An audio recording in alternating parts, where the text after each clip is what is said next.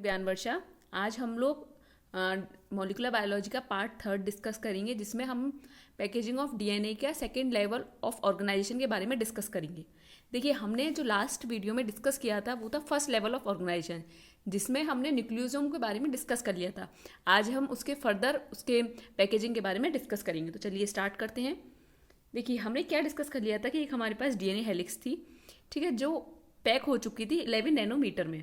और उसे पैक करने की ज़रूरत क्यों थी, क्या ऐसी ज़रूरत पड़ी पैक करने की, क्या प्रोटीन ने रोल प्ले किया, ये सब हम डिस्कस कर चुके हैं लास्ट वीडियो में।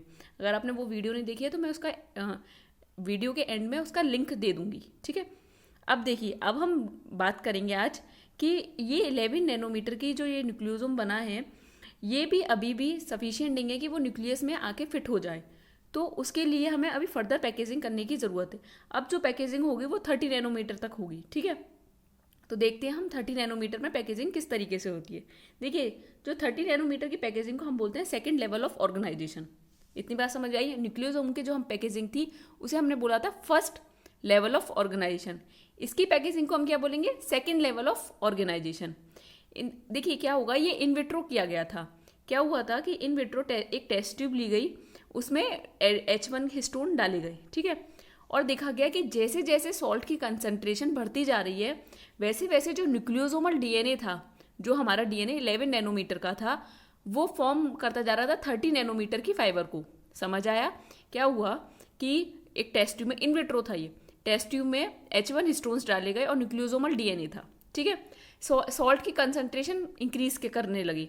जैसे जैसे सॉल्ट की कंसंट्रेशन इंक्रीज होती जा रही थी, वैसे वैसे जो 11 नैनोमीटर का फाइबर था वो 30 नैनोमीटर का फाइबर फॉर्म कर रहा था, ठीक है। इतना बात आपको समझ में आया? तो इस बेसिस पे देखिए, बहुत ज़्यादा चीज़ें क्लियर नहीं है अभी भी इन चीज़ों को लेके, लेकिन जो कुछ बातें पता लगी हैं तो वो हम लोग डिस्कस कर रहे हैं। इनके बेसिस पे दो मॉडल्स आए, इसी इन विट्रो डाटा के बेसिस पे दो पॉपुलर मॉडल्स आए। एक था सोलेनॉइड मॉडल और एक था जिगजैग मॉडल। पहले हम इन मॉडल्स को देखते हैं। देखिए, solenoid model and zigzag model दो पॉपुलर मॉडल थे, और इन दो पॉपुलर में से भी जो सबसे ज़्यादा पॉपुलर है वो है सोलेनॉइड मॉडल, ठीक है। देखिए, सोलेनॉइड मॉडल से क्या बताया गया, पहले तो इन्हें 1 स्टार्ट हेलिक्स मॉडल कहते हैं, इन्हें 1 स्टार्ट हेलिक्स मॉडल कहते हैं, और इसे कहते हैं 2 स्टार्ट हेलिक्स मॉडल, ठीक है। देखिए, सोलेनॉइड मॉडल में कुछ नहीं था, सिर्फ इतना था कि जो ये न्यूक्लियोसोम कोर है ना, ये देखिए कॉन्जिक्यूटिव है, मीन्स सिक्वेंस में है, एक के बाद एक, 1 2 3 4 5 6, मत समझ आया आपको, n+1 and so on, n+1 n+2 इस तरीके से, ठीक है। जो जिगजैग था, इसमें क्या थे, इंट्रैक्शन जो है अल्टरनेटिव न्यूक्लियोसोम में इंट्रैक्शन था। देखिए, जैसे 1 देन 3 देन 2 देन 4, समझ में आया? देखिए, ये अपोजिट है, 1 3 2 4, तो इस तरीके से था, n+2 एंड सो ऑन। इतना आपको समझ में आया? कुछ नहीं था। दो मॉडल प्रपोज किए गए, किसके बेसिस पे, जो इन विट्रो डाटा आया था। दो मॉडल कौन कौन से थे, सोलेनॉइड मॉडल था और जिगजैग मॉडल था। सोलेनॉइड मॉडल में क्या आया, देखा गया कि जो ये डीएनए है वो जो कनेक्ट हो रहा है वो सीक्वेंस में कनेक्ट हो रहा है, और जो ये जिगजैग मॉडल है ये अपोजिंग था, अल्टरनेटिव थे, ठीक है। अब इनके बारे में हम थोड़ा पहले पढ़ते हैं। देखिए, two popular models that were proposed based on in vitro data. First is solenoid model, 1 start helix model. In the 1 start solenoid model, bent linker DNA sequentially connects each nucleosome core, creating structure where nucleosome follow each other along the same helical path. Okay. In zigzag model, in the 2 start zigzag model, straight linker DNA connects two opposing nucleosome core, creating opposing rows of nucleosome that form so called 2 start helix. Okay.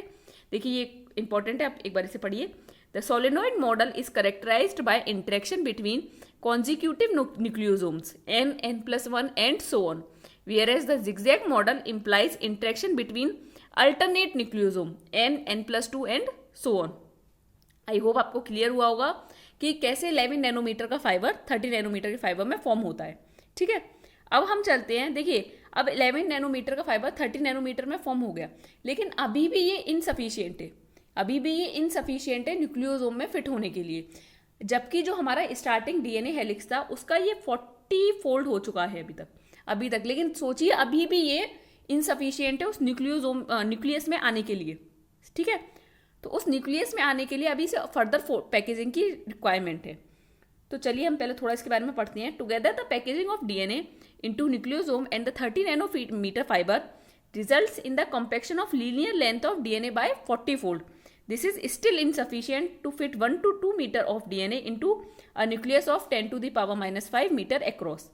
The 30 nanometer fiber is probably the major type of chromatin in the nucleus during G0 and interphase stage. Okay. When the nucleus divides, the DNA adopt more compact form of packaging, resulting in the highly condensed metaphase chromosome. अब आप बात समझिए, देखिए मैं आपको दिखाती हूँ। देखिए 2 नैनोमीटर का है, 11 नैनोमीटर आपको समझ आया, आपको 30 नैनोमीटर समझ आ गया कि 30 nanometre fibre of packed nucleosome. अब क्या है, ये भी स्टिल इनसफिशियंट है न्यूक्लियस में आने के लिए। तो क्या होगा, इसके ये अभी भी नहीं आ सकता, तो फर्दर पैकेजिंग हो गई 300 नैनोमीटर के लेवल पर। तो देखिए ये पैकेजिंग जो होती है कैसे होती है, इस पैकेजिंग में क्या होता है, सिंपली आपको इतना समझना है कि जो ये 30 नैनोमीटर का फाइबर है ये लूप फॉर्म करता है। ये देखिए आपको लूप तरीके से दिख रहा है, लूप फॉर्म करता है। 40 to 90 किलो बेस पेयर के जो ये लूप्स होते हैं ये कुछ प्रोटीनियस स्ट्रक्चर से हेल्ड रहते हैं। समझ आया आपको, ये जो लूप है 30 नैनोमीटर का यही फाइबर ये लूप फॉर्म करेगा, इसे फर्दर पैकेजिंग करनी है ना, तो ये लूप फॉर्म करेगा।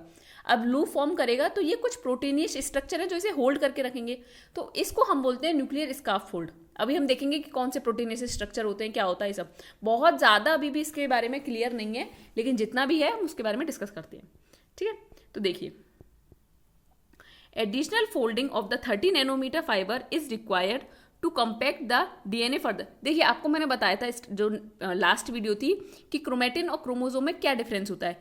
जैसे G0 एंड इंटरफेज स्टेज में है तो हम उसे क्रोमेटिन बोलेंगे, जैसे जैसे वो एम फेज की तरफ मूव करता है तो हम उसे क्रोमोसोम बोलना शुरू कर देते हैं, ठीक है, क्योंकि फर्दर कुछ नहीं क्रोमेटिन और क्रोमोसोम में डिफरेंस बस कंडेंस का फर्क है। क्रोमेटिन में लेस कंडेंस्ड होगा और क्रोमोसोम में मोर कंडेंस्ड होता है। तो additional folding of 30 nanometre fibre is required to compact the DNA further. इसकी एडिशनल फोल्डिंग रिक्वायर्ड है अभी, although the exact nature of this folded structure remains unclear, अभी तक unclear है। लेकिन एक पॉपुलर मॉडल है that proposes that the 30 nanometer fiber form loops of 40 to 90 kilobase pair that are held together at their bases by proteinaceous structure referred to as nuclear scaffold, ठीक है। अब देखिए 2 क्लासेस ऑफ प्रोटीन है जो इनमें involve है। एक है आपने टोपो आइसोमरेज के बारे में सुना होगा, टोपो आइसोमरेज की भी टाइप 2 टोपो आइसोमरेज इसमें इन्वॉल्व है। और दूसरी प्रोटीन है SMC, structural maintenance chromosome, okay. एक है टाइप 2 टोपो आइसोमरेज, दूसरी है SMC प्रोटीन, ओके। पहले हम टाइप 2 टोपो आइसोमरेज के बारे में पढ़ते हैं। देखिए 1 of the 2 classes of protein that contribute to the nuclear scaffold have been identified. One of these is type 2 topoisomerase, an enzyme which has the ability to pass one DNA double helix through another by cutting and sealing both strands of DNA. Type 2 may be part of the mechanism that hold the DNA at the base of these loop. देखिए ये जो loop बनता है इसके base पर hold करके रखती है टाइप जो ये टोपो आइसोमरेज 2 है, ठीक है। टाइप 2 जो टोपो आइसोमरेज है इसके बेस पर इसे होल्ड करके रखती है। In addition, the presence of topo 2 at the bottom of each loop would ensure that the loops are topologically isolated from one another. एक दूसरे से topologically isolated रहें वो, ठीक है। Type 2 topoisomerase and some other chromatin protein are known to bind to AT-rich sequence. This sequence and the chromatin loops may be attached by stretches of several hundred base pair of highly AT-rich, more than 70% DNA is of AT-rich, which we know called as scaffold attachment region, SAR. देखिए अब confuse मत हुई है, कुछ नहीं। अभी तक हमने क्या देखा, हमने लास्ट वीडियो में देखा था कि 11 नैनोमीटर की फाइबर बन रही थी, ठीक है, जिसे जो न्यूक्लियोसोम सिंपली कुछ नहीं था, न्यूक्लियोसोम का कोड था, वो डीएनए से बाइंड था और लिंकर हिस्टोन आके बीच में एंट्री और एग्जिट पॉइंट पे बैठा हुआ था। जो 11 नैनोमीटर का फाइबर था, जो 11 नैनोमीटर का ये फाइबर था, ये 30 नैनोमीटर में पैकेजिंग होगी। 30 नैनोमीटर में कैसे होगी, सिंपल इन विट्रो ये चीज़ देखी गई कि आपके न्यूक्लियोसोम पड़ा हुआ है, उसमें आप H1 हिस्टोन डाल दीजिए, ठीक है। आप उसमें जैसे जैसे सॉल्ट की कंसंट्रेशन बढ़ाएंगे तो ये जो 11 नैनोमीटर का फाइबर है ये 30 नैनोमीटर के फाइबर में चेंज होता जाएगा, मीन्स फॉर्म करेगा 30 नैनोमीटर का फाइबर, ठीक है, क्योंकि पैकेजिंग हो रही है ना और ज़्यादा। तो इसके बेसिस पे 2 मॉडल आए थे, सोलेनॉइड और जिगजैग। जो सोलेनॉइड मॉडल था वो कुछ नहीं था, उसमें कॉन्जिक्यूटिव न्यूक्लियोसोम आएंगे, ठीक है। और एक बात और याद रखिएगा, एक न्यूक्लियोसोम, एक टर्न में 6 न्यूक्लियोसोम होते हैं, ठीक है। तो एक अभी आपने वैसे भी देखे 6 थे, तो एक टर्न में 6 न्यूक्लियोसोम होते हैं, ठीक है। इतना समझ आया आपको। सोलेनॉइड मॉडल में कंजिक्यूटिव थे और जो जिगजैग मॉडल था उसमें ऑल्टरनेटिव थे न्यूक्लियोसोम, ठीक है। अब 30 नैनोमीटर की फाइबर पैकेजिंग हो गई। अब 30 नैनोमीटर से अभी भी ये स्टिल इनसफिशियंट है न्यूक्लियस में आने के लिए, तो इस चक्कर में इसे 300 नैनोमीटर का फाइबर बनना पड़ेगा। अब 300 नैनोमीटर के फाइबर के लिए देखिए क्या होता है, कुछ नहीं होता। जो ये 30 नैनोमीटर के फाइबर हैं ये लूप फॉर्म करने लग जाएंगे। लूप दिख रहे हैं आपको, ये लूप फॉर्म करने लग जाएंगे। अब ये जो लूप हैं ये 40 to 90 किलोबेस पेयर के होंगे, जो कि कुछ प्रोटीनियस स्ट्रक्चर से हेल्ड रहते हैं, जिसे हम बोलते हैं न्यूक्लियर स्कार्फोल्ड। इतना समझ आया आपको। ये 2 क्लासेस हैं प्रोटीन की जो इनमें इन्वॉल्व हैं। पहली है टाइप सेकंड टोपोआइसोमरेज, जिसे हम बोलते हैं टोपोसेकंड, और एक है एसएमसी के बारे में हम अभी आगे पढ़ेंगे। लेकिन टोपोआइसोमरेज आपको समझ में आया, कुछ नहीं, जो ये बेस हैं इनके, ये लूप के, इनको हेल्ड करके रखती है, ठीक है। इन बेस को होल्ड करके रखती है, जो ये डीएनए के बेस है इनको होल्ड करके रखते हैं टोपोआइसोमरेज सेकंड। एक तो ये मैकेनिज्म है। दूसरा इनका क्या रोल है, ये चीज इंश्योर करती है कि जो ये लूप है ये टोपोलॉजिकली, ये जो लूप है ये टोपोलॉजिकली आइसोलेटेड रहे एक दूसरे से। 2 फंक्शन आपको समझ में आए। पहला फंक्शन हुआ कि ये होल्ड करके रखती है उसके बेस पर, लूप के बेसिस पर ये होल्ड करके रखती है डीएनए को। दूसरा, the presence of topo second at the bottom of each loop would ensure that loops are topologically isolated from one another, ठीक है। टाइप सेकंड टोपोआइसोमरेज और कुछ अदर प्रोटीन्स है जो बाइंड करेंगे एटी रिच सीक्वेंस में। Chromatin loop may be attached bye stretches of several base pair of highly eighty rich. इतना आपको समझ आया।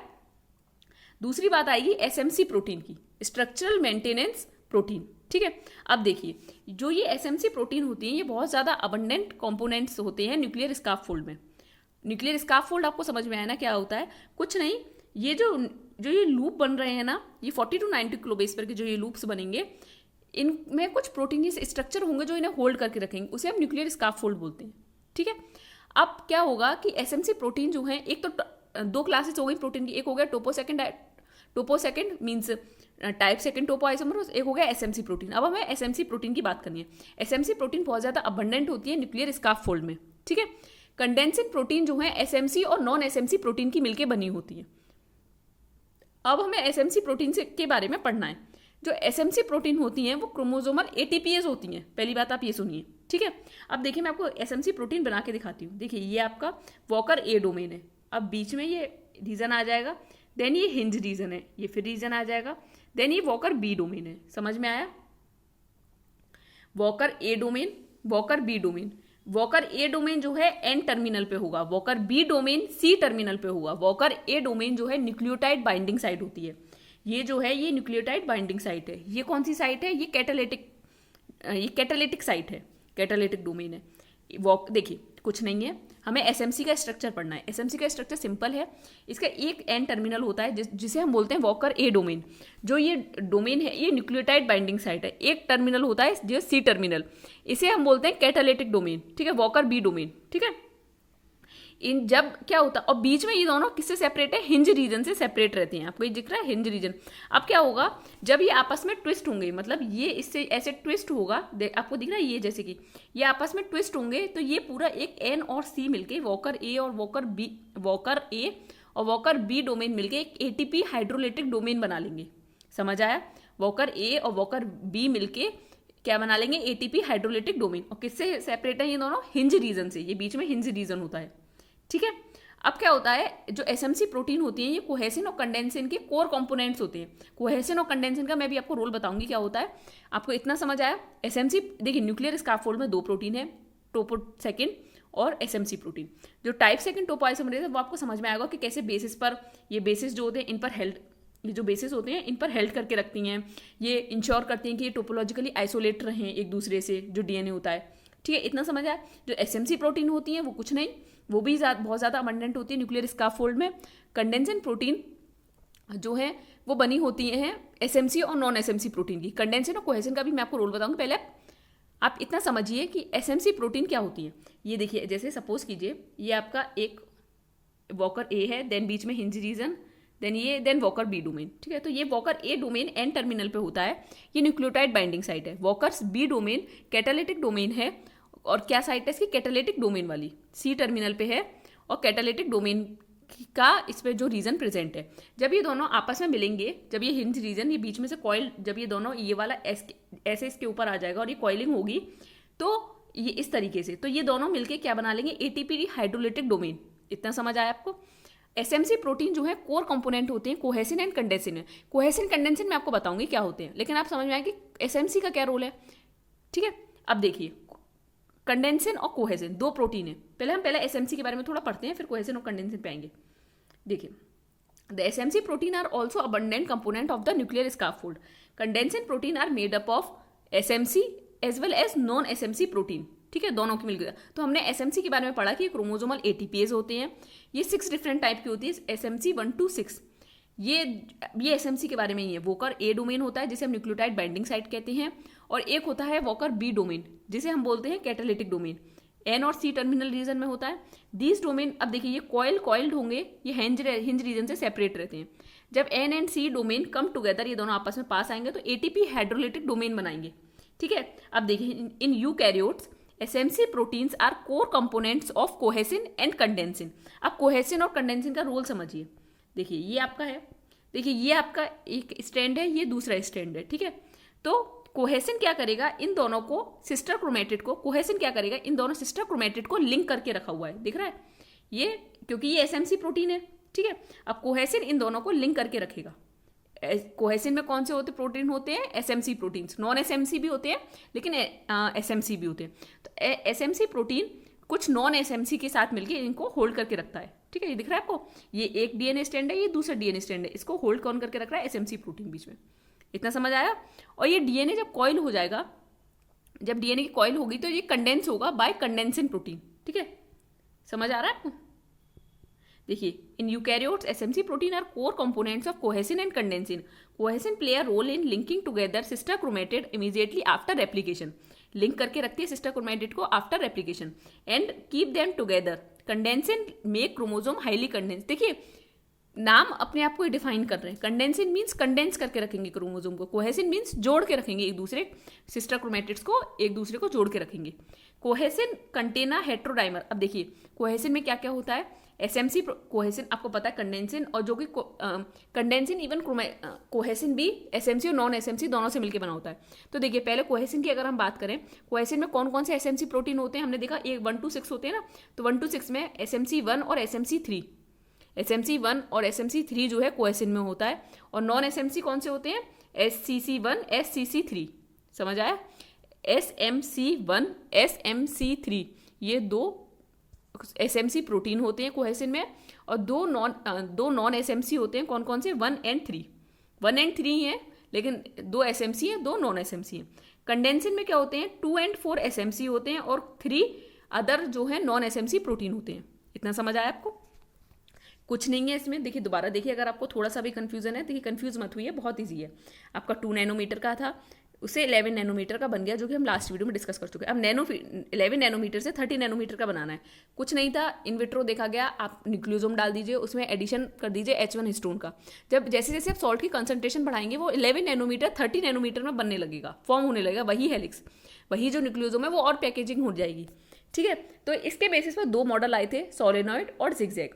जो सोलेनॉइड मॉडल था उसमें कंजिक्यूटिव था कि लाइक एक न्यूक्लियोसोम, फिर उसके बाद दूसरा वाला, उसका वाला तीसरा। जो लेकिन जिगजैग था उसमें ऑल्टरनेटिव थे। ठीक है, ये 2 चीज़ आपको समझ आई। फिर क्या हुआ, जो ये 30 नैनोमीटर से बना 300 नैनोमीटर का, क्योंकि उसे फर्दर और पैकेजिंग की रिक्वायर्ड है, क्योंकि न्यूक्लियस हमारा बहुत छोटा है अभी। ठीक है, तो जब 300 नैनोमीटर का ये बना, तो इसमें कुछ नहीं था। इसमें क्या हुआ, 300 नैनोमीटर के लिए ये बना है क्रोमेटिन फाइबर, ये लूप बनाएगा। अब ये क्या बनाएगा, लूप। अब ये जो दिख रहे हैं आपको लूप, अब ये जो लूप थे ये कुछ नहीं 40 to 90 किलो बेस पेयर के ये जो लूप्स बने, और ये कुछ प्रोटीनियस स्ट्रक्चर से होल्ड रहे। अब इन प्रोटीन, इसको हमने मिला के बोला न्यूक्लियर स्कार्फोल्ड। समझ में आया।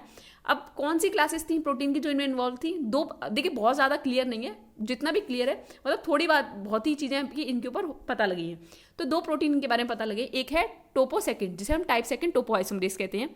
उनका रोल क्या था, ये जो लूप बन रहे हैं, एक तो ये दोनों टाइप सेकेंड टोपोआइसोमरेज का मैं आपको रोल बता रही हूँ क्या था, कि एक तो ये जो लूप्स बन रहे हैं ये टोपोलॉजिकली आइसोलेटेड रहे एक दूसरे से, और दूसरा कि ये जो बेसिस पर डीएनए से होल्ड रहे, ठीक है, डीएनए बेस पर होल्ड रहे, तो वो टाइप सेकंड टोपोआइसोमरेज कर रहा था काम। बेस पर कैसे होल्ड रहे डीएनए? टाइप सेकंड टोपोआइसोमरेज से, और ये दोनों आपस में टोपोलॉजिकली आइसोलेटेड रहे, ये जो पूरा लूप है, ठीक है, इतना समझ आया आपको। दूसरा आया एसएमसी प्रोटीन। एसएमसी प्रोटीन जो है, देखिए अब मेटाफेज में क्रोमोजोम मूव कर रहा है, तो मेटाफेज में जब क्रोमोजोम मूव कर रहा है तो उसे कंडेंस होने की भी जरूरत है, और जो रेप्लिकेट होकर आई हैं उन दोनों को, जो सिस्टर क्रोमैटिड है, उनको जुड़े रहने की भी जरूरत है। तो इनके लिए कोहेसिन और कंडेंसिन, दो प्रोटीन का रोल होता है। कोहेसिन और कंडेंसिन होती है। कोहेसिन और कंडेंसिन में एसएमसी प्रोटीन का बहुत बड़ा रोल होता है। एसएमसी प्रोटीन का, एसएमसी का फुल फॉर्म होता है structural maintenance chromosome, SMC as well as non SMC. तो एसएमसी प्रोटीन क्या करती है, देखिए मैं आपको स्ट्रक्चर दिखाती हूँ। एसएमसी प्रोटीन कुछ नहीं, ये इस तरीके की होती है।